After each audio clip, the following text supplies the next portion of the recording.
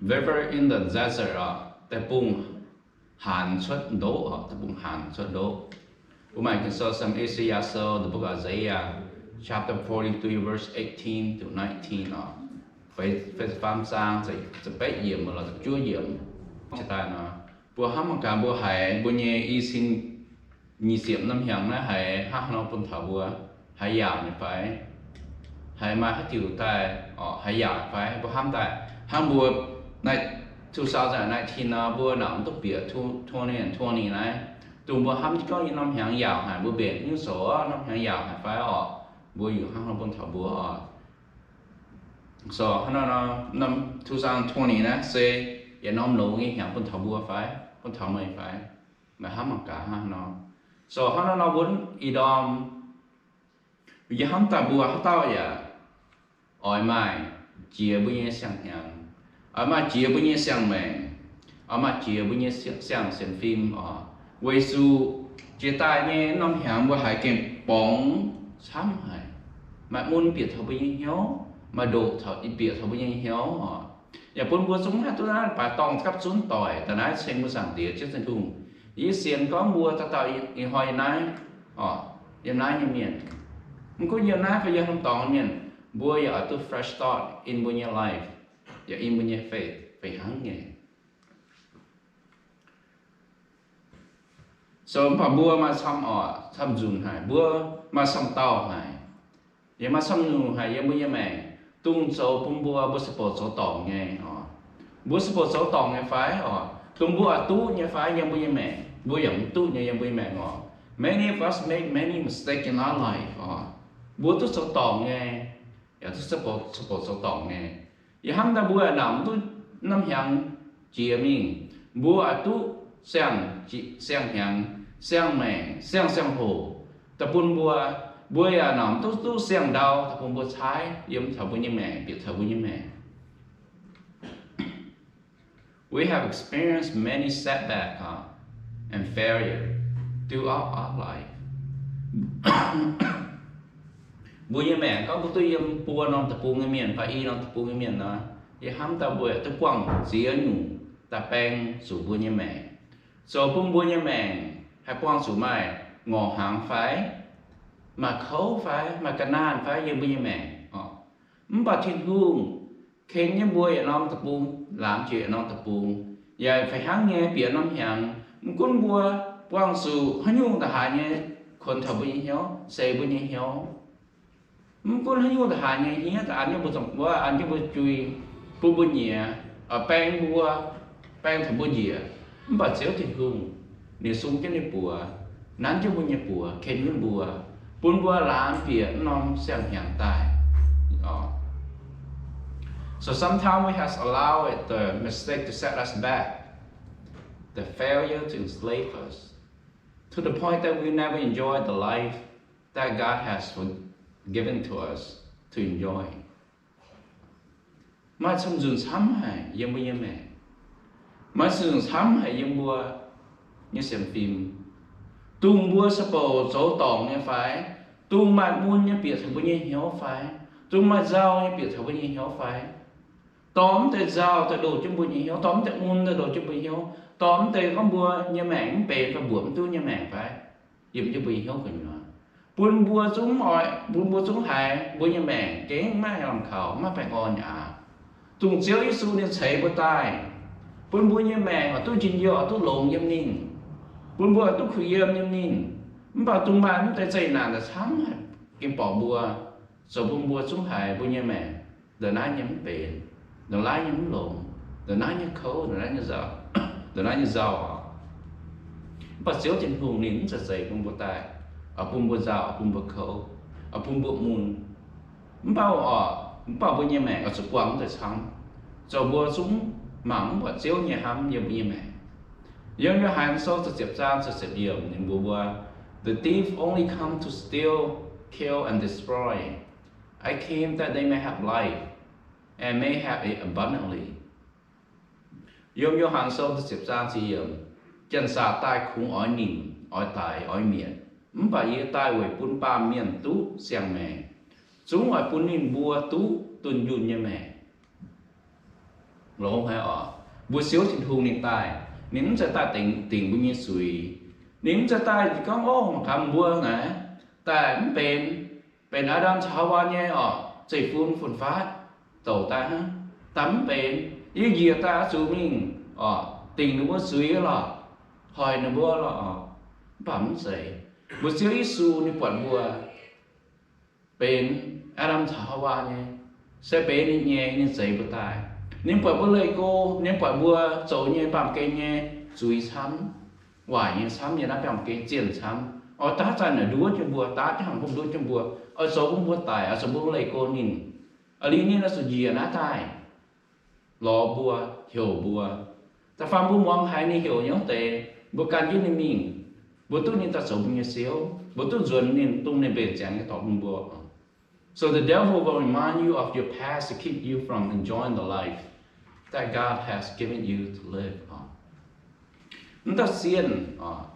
Nó xiên nó nhỉ hát sáng nhỉ, to tung bùa, mỏ nhẹ biệt cho bùa ngọc phàm ha, tung bùa mà cha, rồi bùa mà cha nhỉ, yếm cho bùa nhẹ hiểu ha. Chúng ta xiên nhìn sáng nhà tùng không tòng của bùa thác không tòng phải muôn không tòng phải nếu ngủ cho không tòng nên sát cho không tòng tổ giáo anh chứ buôn bùa cả muôn buôn bùa cả tiếng chỉ buôn bùa như mẹ mất lòng khảo chỉ buôn bùa sầu buôn bùa yêu thiên thùng bùa thiên thùng hát sai là buôn bùa chẳng cái ấy ta muốn về như miệng là ấy nó ta nhiều quả miệng muốn thuê chút xíu xíu chúng bùa đi ha với sự yên lòng khổ yếm hoàng nhiều nếm hoàng như là nếm oi như là nếm nồng như là nếm nhung như là với sự yên sở tại xỉm bùi ni nên từ cho nó sáng này bữa ham cả nó xiên là của do nó tán như bùi mẹ mai nhiều tán bùi linh quân thì mai chỉ nhiều bùi hiếu thì mai chỉ nhiều bùi nhưng còn phai mai chỉ nhiều bùi nhưng hoàng tòi mai chỉ nhiều ta pha nó từ cho là khỏe cho bùi hiếu bùa hát sản này mà chia phải họ mà cho temper phải dùng cho bùi hiếu mà chúng buổi dùng cho bùi hiếu ha hát ta con thế nhưng con lông và bùa ta hải siêu rồi mà bùa tu nhỏ tóm thế ta số trong bùa. So the devil does not want you to have a fresh thought in your life. Nó sẽ xiên vậy ham tắm ta xiên là những buông bùa tu xiang đau buông bùa hải sai bị bùi như mẹ nếu bùa sai xiang cái yếm chứ y xin nhị xiêm thắng buồn buông hát tu nó là bà tòng vậy hùng cha quân nó là bà tòng bấm hát tu ta nói chen nín vô số vô sao tiền rất tinh hùng nên là hết họ này hiếu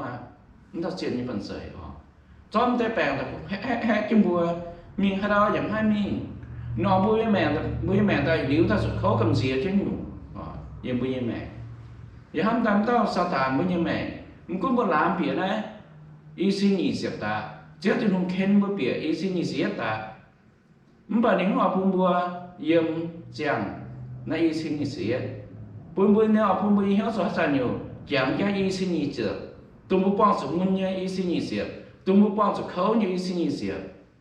tôi muốn帮助cái na như ý xin nhị xếp tôi muốn帮助ý xin nhị xếp là muốn tôi xem một sản phẩm tôi thường muốn tôi tay em giải miền này của những bài của sản phẩm tôi thường này chúng ta tiền nó sản nhà cho để trao đặt bùa sản của ham chân lô nhà ham chân này ý xin nhị xếp ha bùa chúng tôi bùa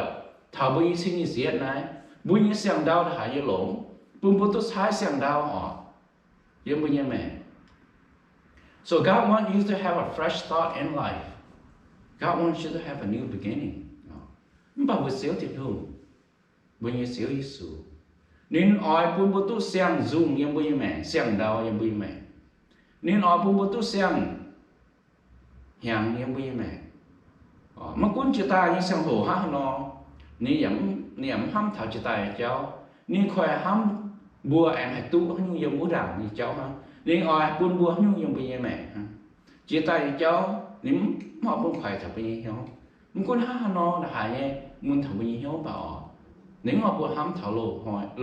lộ chia tay như hỏi So God wants to do something new in your life với sự chiếu thiên hùng nếu cho xem nhiều bạn sẽ yêu mình mẹ nếu thấy xem phú yêu mình mẹ nếu buồn như em hát giải bèo chứ mày nếu bùa hát giải khen chứ mày yêu mình mẹ với mày tôi new fresh start mình cũng muốn bằng sự bèn phải bằng sự sẽ hiểu như gì phải bằng sự giao phải nhưng bây giờ mẹ nếu họ không buồn ai hàng ai what all of us need this morning is a fresh start a new beginning with God thì hâm ta bùa ta tao ở trong chủ như bây giờ mẹ mất chia ta nhé năm hàng cái bỏ thảo bùa nhé xem phim sáng phim bỏ thảo bùa nhé hoàng tỏi sáng mùa tỏi sáng bùa giờ nào cũng năm hàng chia ý xin nhị xiểm này tu ý xin nhị chua này bùa ham có ý xin nhị xiểm năm hàng nó lộn hay buồn bùa bể nhé ham nó chỉ Christmas xuống hai bể chứ không bảo bùa xuống biển nông hiện tại rồi bùa xuống nó làm khẩu gì nó làm hâm gì vậy hâm ta bùa tao vậy tu xem hiện xem hồ xem dung xem đau chọn yếm bữa sáng tiệt chết tình hùng cụ nhà yếm bữa sáng tiệt chết tình hùng bây hàng yếm sáng tiệt chết tình hùng mất tai bùa tu này yếm đi xe aso nên bùa hàng này don't remember the former thing and don't consider the thing of old chiếu hàng này nó có mấy tung chẳng chia tay như gì và mấy tung dầm lộ ho như cháu nó chiếu tình hùng nên bùa mấy tung dầm lộ ho tại như cháu mấy tung dầm chia tay như gì tung khoản bây nhó tung sợ bùa bướm nhom như này thỉnh tung bùa cũng thỉnh tung bùa bùa tung mình chẳng này chẳng thấy xin gì chuyện này forget about what has happened before do not think about the past nó bị kinh sâu nên bùa đi hỏi mấy tung chẳng thao chỉ ta như gì mấy con nó bền như quang sửa như vui ấm tung hắm chỉ ta như gì it's over God had closed the book ý xin nhị siêu với hàng chia nhà hiện giờ nắm mà con bộ phía gì với sai bờ nhắm mà con 2020 nhắm mà con 2020 năm hồi mà 2021 ha chớ tiền hùng năm hè này quân cho năm sau nhỉ bữa giờ sẽ quân cho năm sau quân cho năm chapter quân cho năm year yêu như mẹ nó quân năm hàng ý xin nhị siêu này anh đáp phía ta ý xin nhị siêu mình rồi anh sống bông bơ rau trên trong gì trên nhà bữa như mẹ anh sống bông bơ khâu cho mẹ tung ý xin nhị siêu lắm cũng có sống như tài kim bọt thằng bữa như hoàng tỏi phải kim bọt thằng bữa như hiếu phải con kim bọt thằng bữa như cha phải bữa em tung bún nem bìa tung to nem bìa cháu thì bún nem khen bữa bìa tài ý xin nhị siêu nhỉ bữa sụp phốt quàng mình sót quàng là mình như nhiều túng bền nhé dẻo nhé tung cái bún can bìa bữa như sang hàng mất tung bún to bịa bún nhé sang đau bún nhé cụ nhà bún nhé sang đau tổng chữ Giêsu phái tại sang đau anh yêu phạt bún bữa này bữa trái bữa sang sao miến gì này không thông to ni bịa tại yêu bún nhé để bún nhé cụ nhà cũng bún nhé xuất tại xuất biểu tại yêu bún nhé mẹ thỉnh tôi bướm thế nào God is far more interested in your future than He is in your past.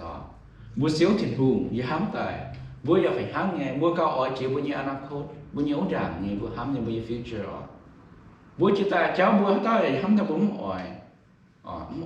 bố khen xa lộ mà sao hồ bố tú lộn nghe, giờ nghe, bố bảo bố xuống tú bố rằng nghe, bố bọt mắng bọt nghe, bố tú này. Bố số nồng xíu thịt hùng như bố như mẹ,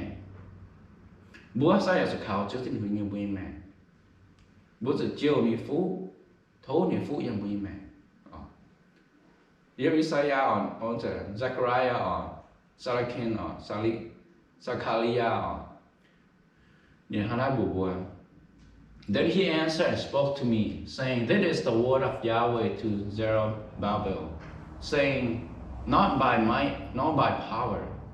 but by my spirit, says Yahweh." Nhìn con bùa gì nói xây xíu như hòa bùa xây lúc ba bên mấy xây khảo cha mấy xây khảo bàn xây bảo ỏi sụt khảo gì như sinh linh nói xây nên chia như xíu có như hòa thì hỏi bùa tu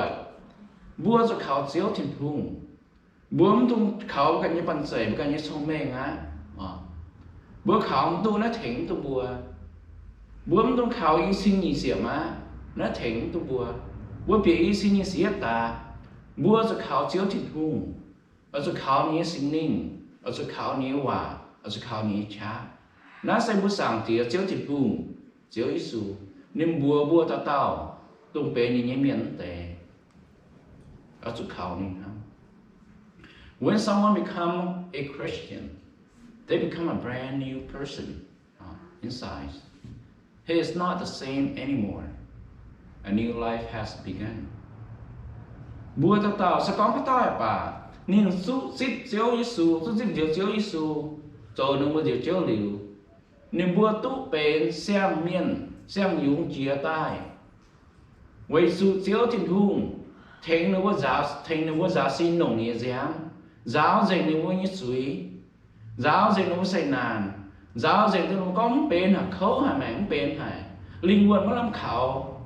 cho Giêsu nồng nhiệt giáng thành giáo dạy nhá. Nếu bữa bên tao trên dạy như miền, giờ tao thì tao sang dũng chế miền nó, tu sang cha mẹ yếm chơi Giêsu. Nếu bữa như mẹ không phải hắn, nếu bữa như mẹ nó làm khảo dạy, bữa tao sẽ chơi Giêsu miền, bữa không chịu cầm gì à, có bữa mà tòng bấm hiếu cho mình. Bữa tài lý bữa mình khao bữa phần sinh hú liu bữa độc liu hú liu hú liu bữa linh quân mình khao ý xiên vậy hiu có mấy cũng hay nhiều phỉ miền hay nhiều bữa giảm miền nếu bữa giống xiên có nếu bữa linh quân hay tài mà thế có nếu bữa xiên hay nhiều bảo nếu bữa tài liu nó phần sinh nó tài nhé nó phần sinh hú nhé mà nếu anh bên mình thọ sang bên những họ phải đuổi mình khao bài y hồ y hiếu nhẹ má như cái lòng chịu bố sản này xíu thịt hùng má tao có nên bền sang trên tòng bền sang là bún trong xiên này nhém miếng tệ bún bùa hiếu cho con bùa mình không tòng bún bùa hiếu cho con bùa như tòng hay là hại như rồi là hại như lộn má tao không xíu thịt hùng bùa xiên thà ní miếng bùa như hiếu nhắm tự do bùa con bùa thà bùa như trong một xiên này tàu bùa xíu bùa rửa na bùa nhắm tự cầm dễ bùa nhắm tự do tung bùi bún bùi bút lê giờ nói còn kén tệ nếu bùi giờ mà làm háo em giờ mà làm khảo nếu bùi hiếu thức bùa mình thảo bùa sáng tiệt tiêu thiên hùng yếm nha nếu bùi giờ mà go nha nếu bùi mà cháu nha nếu bùi giờ mà cái sự đàn chạm như cháu dàng cái mình cắn cái bùa hăng bùa cắn cái sự thiên hùng là mình thảo nó sang hồ bùi như cháu tòng giờ nó bằng kén bùa làm pìa nó sang hàng hăng chơi sửa tò bùa khen bùa pìa trên tòng phải hăng nha bùi như mẹ and sang tu sang mẹ yếm bữa sáng tiệt tiêu thiên hùng. So God specialized in new beginning Jesus Christ has the power to do that. And it's called being born again, the chance to start over. Bữa sáng tí ở trên hùng, nên sẽเป็นเจ้าถิ่นหงทุกปุ่นบัวก้าวมาโอกาสนี้มาแข่งมาสังหูเนี่ยปุ่นบัวให้ตู้เสียงแม่ให้ตู้เสียงจะก้อนยังบุญยังแม่ตู้บัวให้บุญเจ้าตองเจ้าถิ่นหงไฟมันผุยหนึ่งไฟบุญน้ำโหไฟเจ้าถิ่นหงเนี่ยนี่เป็นเจ้าโอกาสเนี่ยเจ้าถิ่นหงปุ่นบัวมาแข่งเนี่ยเจ้าถิ่นหงปุ่นบัวสังหูเจ้าถิ่นหงปุ่นบัวให้เสียงยุ่งเจียยำนี่แต่ฟันบัวจากcái yếmจะเพียงบัวโทนี่ความบุญสุยตุ้มบัวป้องสีตาเนี่ยหางบัวก็เจียวyếm mà ham thằng ông hàng, yếm ham thằng ông hàng cũng muốn nhà hàng, yếm nó ham thằng ông hàng cũng hay đổ hàng phải lên mà cô hàng bởi sự yếm tôi tài, mày bị giang như là phải tòng, biết tôi xem này, mày thô nên bố mày làm chuyện này, khen mày chuyện này sang hàng ta, nên bố mày sang chỉ con yếm mày mẹ, sang đau khổ lộn hay yếm mày. We can have fresh start with a new life as we begin this new year. Bua ta tao ya hai tu sang chỉ còn sang đào dấu tình huống bua sang nghiêm như bua như mẹ bua hai xoắn gì nó bua như sang đào bua như nghiêm cụ nhà xuất bét xuất tài bé tu sang điang. God don't want you to turn over new leaf. God is going to give you a whole new life. Bua sang tiếng rất tình huống nếu họ không buôn bua như mẹ thì điều ta hăng hoa hăng vậy hàng chơi vậy hàng hàng ta tu muốn dùng điện thà choáng xã hội đeo nòng đó thà swing xã hội đeo nòng chắc ta bắt đầu nhớ dùng điện ta nhớ nông tòng ta hàng quá nếu họ buôn bua như mẹ hàng nọ nếu họ buôn bua mẹ cả tú lồng này nếu họ buôn bua cả tú lồng này nếu họ buôn bua tú sang in sang blessing. Nếu thầy phú của bùi mẹ cậu xem chỉ cậu lông chỉ tài nhé tụi mà ham bùi mẹ nó chỉ tài một tú lông hả bà sẽ thì không đọc bùi cậu lông chỉ này giờ bùi mẹ nếu bùi xem như điểm xem như zoom xem như nhìn xem như biểu xem như đăng ngò giờ bùi mẹ nghiêm giờ bùi mẹ giờ mi sai này bảo behold I will do new thing it spring forth now. Don't you know it? I will even make a way in the wilderness and river in the desert. Mà sao hồ với nhà mẹ bây giờ hay không nó, với nhà mẹ nó chẳng thấy yếm tập trung hạn nó hả, yếm desert nó hả, hắn nhớ là chọn suốt, uom nhà má uom gai, giờ yếu má nhung giờ nãy giờ với mẹ, hắn nó tập trung hạn nó, hắn desert nó, khấu hay yếm với mẹ, má nhung mà yêu also dịch nhung sang xí, ý rằng xuất tài á mày bua mấy bọt phải, yêu yếm tập bùng hoang khói chéo,